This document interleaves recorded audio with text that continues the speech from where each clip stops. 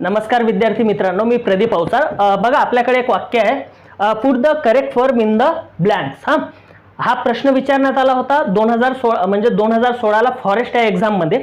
तर बघा मित्रांनो, सर्वात सोपी जी आहे ना मेथड आपण प्रयत्न करतो की खूप लवकर जे आहे ना तुम्हाला कळण्यात यावं, सोपी मेथड आपण अप्लाय करावी। ठीक आहे, आता बघा काय होतं वाक्य याच्यामध्ये की the rise and fall of the tide due to lunar influence.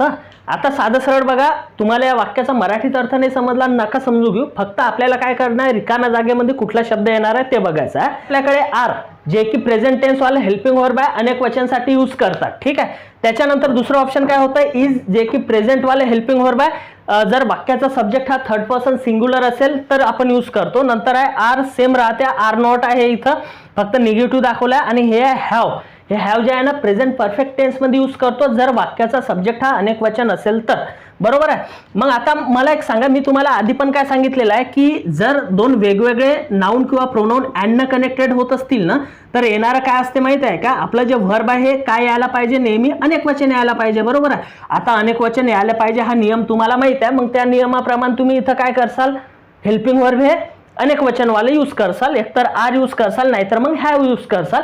पण एक गोष्ट इथं लक्षात ठेवा, राईज म्हणजे काय असते, बढती, आणि फॉल म्हणजे काय, कमी होणे। आता बघा इथं टाईड आहे, समुद्राला लाटा येत असतात माहिती आहे सर्वांना, समुद्राला भरती पण येते आणि ओहोटी पण येत असते। ते लाटा जे आहे ना भरती आली म्हणजे पुढे येतात आणि ओहोटी झाली म्हणजे काय जातात, मागे जातात। म्हणजे हे जे आहे ना, जेव्हा दोन वेगवेगळे नाउन अँड न कनेक्टेड असतील आणि ते जर का एकमेकांना पूरक असतील, एकमेकांना पूरक असतील म्हणजे एकमेकांशिवाय त्यांचं अस्तित्व एकच आहे, एकमेकांशिवाय ते वेगळे होऊच नाही शकत, अशा वेळेस जे आपलं व्हर्ब आहे ना ते व्हर्ब कसं यायला पाहिजे, सिंग्युलर असायला पाहिजे, म्हणजे एकवचनी असायला पाहिजे, बरोबर आहे। आता बघा आपल्याकडे ऑप्शन सगळे काय प्रेझेंट टेन्स वाले आहेत, मग जर का प्रेझेंट टेन्स वाले आहेत तर आपल्याकडे सिंग्युलर व्हर्ब कुठला आहे, फक्त एकच आहे, इज वाला, म्हणजे इथं काय येणार तुमचं इज येणार आहे। आर का नाही येऊ शकत, कारण की आपल्या वाक्यामध्ये जे सब्जेक्ट आहे ना अँड न कनेक्टेड आहे, एक आहे राईज आहे, एक आहे फॉल आहे, ठीक आहे, आणि ते एकमेकांना पूरक आहे म्हणून ते जे आहे ना वर्ब नेहमी एकवचनी यायला पाहिजे म्हणून इज आलेला आहे, म्हणून इथं आर नाही येत,